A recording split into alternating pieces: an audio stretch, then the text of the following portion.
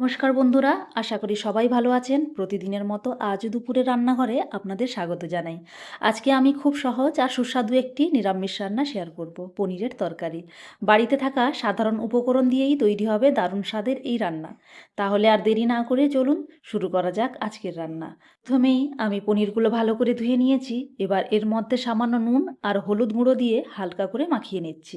এতে পনিরের স্বাদ আরও সুন্দর হয়। এবার কড়াইতে একটু ঘি গরম করে নেব। ঘি গরম হয়ে গেলে মাখিয়ে রাখা পনিরগুলো দিয়ে হালকা সোনালি রং হওয়া পর্যন্ত ভেজে নেব। খুব বেশি ভাজবো না, শুধু হালকা রং চলে এলেই তুলে রাখবো। একই কড়াইয়ে এবার আলুগুলো দিয়ে ভেজে নেব। আলুগুলো হালকা সোনালি রং হয়ে গেলে তুলে রাখবো। এই ভাজা আলু আর পনির দিয়েই তৈরি হবে আজকের মজাদার নিরামিষ পনিরের তরকারি। এবার তরকারির জন্য যে মশলার পেস্টটা তৈরি করেছি সেটা কড়াইতে দিয়ে দিচ্ছি।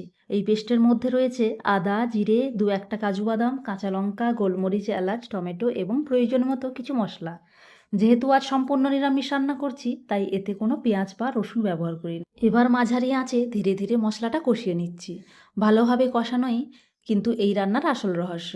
মশলা থেকে যখন সুন্দর ঘ্রাণ বের হবে এবং তেল ছাড়তে শুরু করবে, তখন অল্প একটু জল দিয়ে আবারও ভালো করে কষিয়ে নেব। এতে মশলার কাঁচা ভাব একেবারে চলে যাবে এবং স্বাদও অনেক বেশি সুন্দর হবে। মশলা সুন্দরভাবে কষানো হয়ে গেলে আগে থেকে ভেজে রাখা আলু আর পনির কড়াইতে দিয়ে দিচ্ছি। এবার ধীরে ধীরে সব কিছু মশলার সঙ্গে ভালো করে মিশিয়ে নেব, যাতে প্রতিটি আলু আর পনিরের টুকরো মশলার সাথে ভালোভাবে মাখামাখি হয়ে যায়। কয়েক মিনিট এইভাবে নাড়াচাড়া করে কষিয়ে নেব। এবার পরিমাণ মতো জল দিয়ে দেব। এরপর ফুটতে দিলেই ধীরে ধীরে তৈরি হয়ে যাবে আজকের সুস্বাদু নিরামিষের পনিরের তরকারি। নামানোর আগে ওপর থেকে 1 চামচ ঘি ছড়িয়ে দিচ্ছি। ঘি দেওয়ার পর একেবারে হালকা করে মিশিয়ে নিলেই হয়ে যাবে। ব্যাস, আমাদের আজকের নিরামিষ পনিরের তরকারি একদম তৈরি। অবশেষে ভাতটা বসিয়ে দিলাম। যেহেতু আজকে একটা নিরামিষ পনিরের তরকারি করেছি, তাই রান্নাটাও বেশ তাড়াতাড়ি হয়ে গেছে।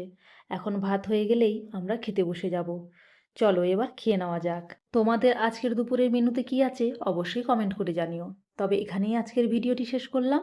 দেখা হবে আবার নতুন কোনো ভিডিও নিয়ে। ততক্ষণ সবাই ভালো থেকো, সাবধানে থেকো। টাটা।